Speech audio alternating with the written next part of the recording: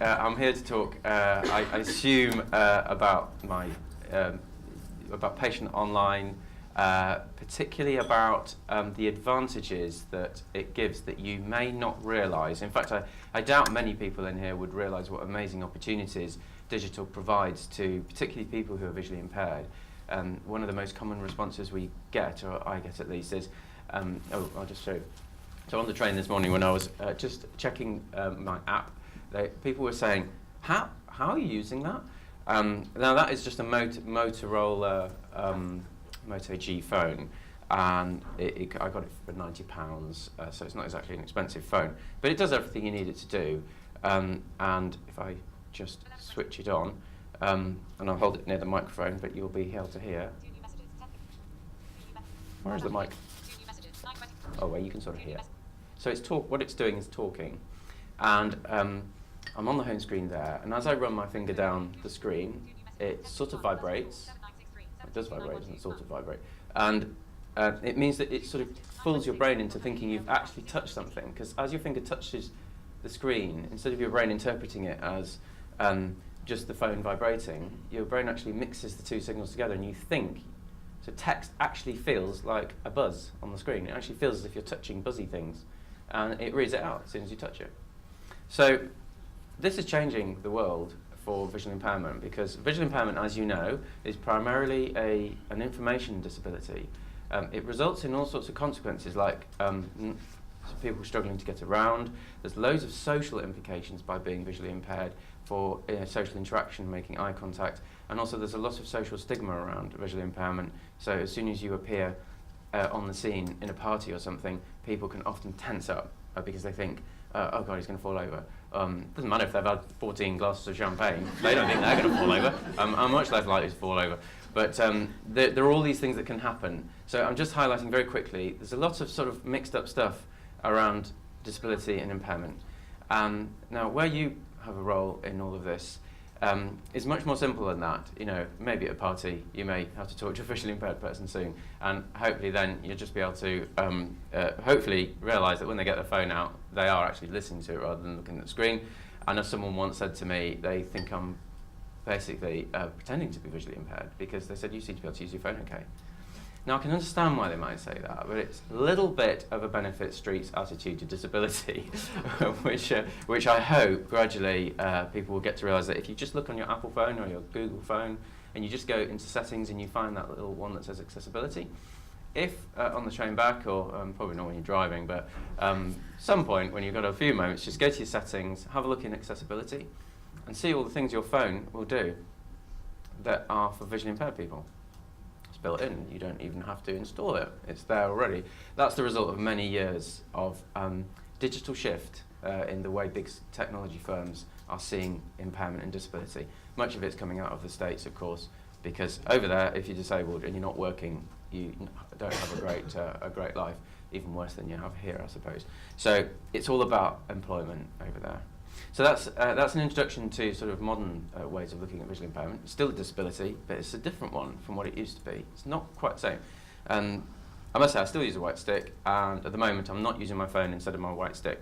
But there are actually apps coming which you can hold your phone and it actually sees through the camera and gives you three-dimensional sound of what you're looking at through your ears. So there's all sorts of things happening, but I don't want to pretend that they've come to market yet.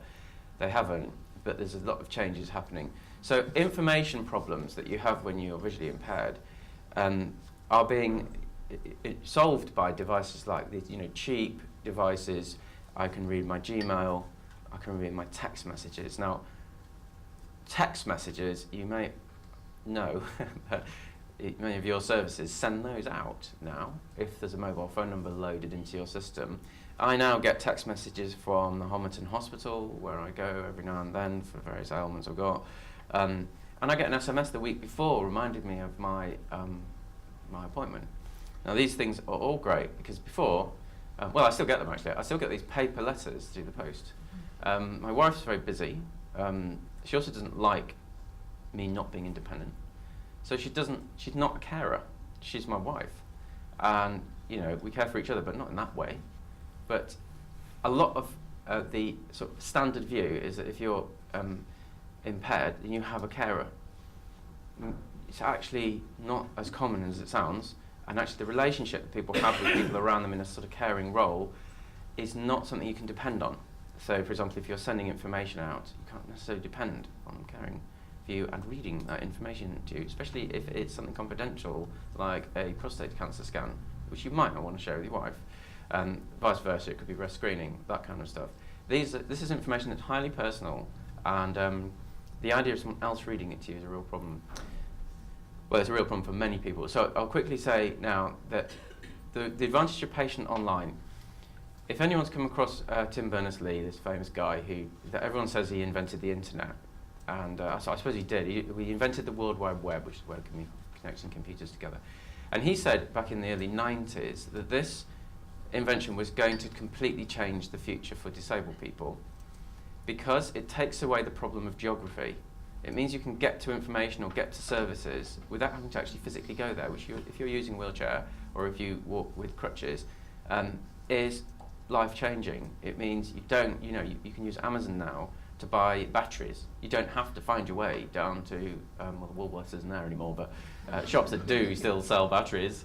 You don't have to find your way down to the high street. There are so many different things you don't have to do anymore by leaving your house. And that is making a massive difference to people who have mobility impairments. Now, I am a person with a mobility impairment, and not because I can't walk. I walk perfectly well. The difficulty for me is what I walk into or over when walking down the street. So for me, I obviously use a stick, but getting to the GP surgery, that is very awkward. I'm only actually 400 metres from my GP surgery, but getting there is something I actually avoid doing, because if you walk into a pile of bin bags, you can actually fall over them. And even though it sounds stupid, and you just think, well, why should bin bags stop you going out? Once you've fallen over a few, because people just are ill-disciplined and just mess the street up, you think twice about every journey you make. You pitch it up against risk. And every visually impaired patient of yours on your books will be thinking of coming to your surgery in a, how do I balance the benefit I'm getting out of this appointment with the risk of what's going to happen to me on the way? And so that is not going to be something most of you in here, I'm not saying you may be balancing risks, but do you see that the risks are much greater? So physically getting to the surgery, the thing that irritates me the most actually when I ring my GP is, just come in. Just come in. I don't want to be rude, but have you tried doing that when you can't see and there's no one to drive you in? I mean, taxi, what, £10, 15 quid? Is that right? It's actually quite expensive for a lot of people on low incomes. And actually, I walk to my surgery because it is a walkable distance. But I'll only go if I have to. Now, when I tried to book on patient online, I went online, found my surgery, did do patient online. I rang, I had to ring because it said I couldn't just do it completely online, I had to ring. So I rang and they said, hi, yeah, if you can just come in with some proof of ID. I thought, okay, this is great. I'm supposed to be doing patient online, but I'm not having to physically get in, so it's not really online, is it? So this is one problem with patient online. It was the problem with the way the GP did it, I suppose. But that's the impact on me. So, well, I will come in, but I mean, can you just email me my login or something? I mean, is there another way I can prove my identity? But they had no system. So in the end, I did have to walk in, which really frustrated me because most things I do online, even my HMRC tax return, I don't have to go to the HMRC to prove who I am. They use my national insurance number, or they have another system for proving your online identity. So anyway, there's a little beef that needs sorting, I hope. The second thing is I did get into my surgery. Now, reception staff, thanks, I would say, on the plus side of having to just drag myself in for getting the password and stuff, the lovely thing about it was I actually made a really good relationship with the receptionist at the GP, and we're kind of friends now. She gave me her email address, which is the first time anyone in the NHS has ever given me their email address. As a result of that, I have now never missed an appointment. And also, I have been able to get a sick note from my GP without having to go in. I've been able to share information about things that I'm not sure about, and she can send me a quick reply back to say, yeah, don't worry, that clinic's now been rescheduled. These are just little exchanges, which I just do like that, psh, done. and we've got a good connection now, and I feel so much more confident. The other thing about Patient Online, I mean, that wasn't actually Patient Online that enabled that to happen. It was because of Patient Online that I ended up getting that email address, because I said, please can you send me my password and login instructions by email? And she said, I can't. We're not allowed to do that. Anyway, she didn't know why she wasn't allowed to do it. She just couldn't. And the practice manager was too busy. So I came in, we talked about it, and I had to bring my laptop in because we couldn't work out any other way of her giving me the information other than her saying it out over the reception desk or going into a quiet room and actually telling me my login instructions and me typing it in. So I just handed her my laptop over the reception desk and said, you type it in. You type it into Notepad, and then we're done. So she typed it in, I saved it, and that's how we did it. But surely that isn't how we should do this mass scale across the country. There must be a better way of doing it than that. So anyway, I got home. From then on, it's a breeze. I'm logged in, I'm doing it all myself, I can check my appointments. I had to cancel an appointment recently, and I actually thought, oh no, I'm going to have to ring, and it's 8:30 in the morning, and I'll be on hold for ages, and I'm busy, I've got to take my daughter to nursery. I have no time to do this, and I can't speak on the phone and guide my little daughter along and use my white stick, can't use all these things. So anyway, I can do it using Patient Online. So I did it on Patient Online over breakfast, and the only downside of it was I got a little bit of oat flakes on my laptop. But apart from that, it was fine. So I'm just saying now, they've granted me access to the summary care record as well. And I haven't actually played with it properly yet, but it's coming. I'm looking forward to just looking at that and just knowing I can access it. And in future, maybe do some other stuff with it. But at the moment, it's just good to note something's opening up. And prescriptions, here's an example of why me accessing it via my phone or my laptop is so important via Patient Online. When I get prescriptions from the pharmacy, guess what I can't read?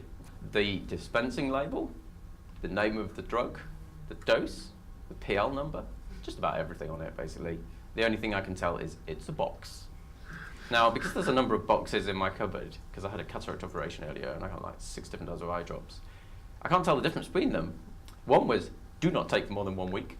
The other was, do not take for more than 4 weeks. The other was, do not take for more than 8 weeks. But apart from that, I'd been told that. The boxes all felt the same to me.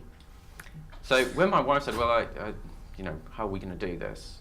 I kind of felt, well, tell you what, I'll go on Patient Online and see what I've been prescribed. And I could read it. I read it for the first time. I couldn't believe it. For the first time, I knew the name of the eye drops that I was taking. I knew the dose, and then I could click and go and search for Moorfields Eye Hospital and found much more information about the drugs I was on. So I was kind of so much more empowered to do it myself. And so when I ran out of the drops, I rang Moorfields Eye Hospital, and they said, you have to go to your GP for another set of eye drops. You can't come back to the hospital. So I rang my GP, and what was the first thing she said to me? So what do you want the repeat of? Normally, if I hadn't had Patient Online, I would have said, I don't know. I don't know what's on the box. But anyway, she said, these are what you're on. And I said, well, I've already looked, and I've actually rang Moorfields, and they said it's the middle one I need. So it just empowered me to do it. I think we've got questions and answers, haven't we? Yes. I'll leave you with a few statistics. RNIB has just completed its biggest survey ever of visually impaired people in the 21st century. Sounds very exciting, doesn't it? I thought by then we'd all be looking like Geordie out of Star Trek with kind of an eye band on, basically. It's not quite going like that. I think retinal implants are going to be a bit better than that thing. But anyway, in the 21st century, 2015, survey of over 1,300 people who are registered blind or partially sighted. That means people who have been registered by an ophthalmologist. Almost 60% say that technology enables them to be independent. 60%. Now that's a group which the general public think can't use computers. It breaks down strongly by age though. Very strongly contrasting differences between 18 to 29, 29 to 45, and then 65 to 85. The difference is so huge. Anyone who's of working age or younger, you're looking at figures of around 80% use smartphones and computers. 80%. Now the population in this country of people in that category is around 80 to 100,000 people. about 80 to 100,000 people are in that sort of working age or younger category of being visually impaired, registered visually impaired. And it is a much bigger number. It's about 300,000, just under 250,000 people who are in the sort of 70 plus category, because visual impairment is strongly associated with age. And that group, I mean, you're looking at 30% say technology enables them, but it's still 30% of a very big number, so it's actually similar sort of cohort, really. So you're talking about probably several 100,000 people who won't be bothering you on the phone and will be empowered to access their own information. And I wanted to leave you with those figures because I think they're very stark and they're showing that there's been a major change in the way technology is being used by people with visual impairment, and that means a lot for you because Patient Online is much more empowering to disabled people than it is to sighted people. Thanks very much.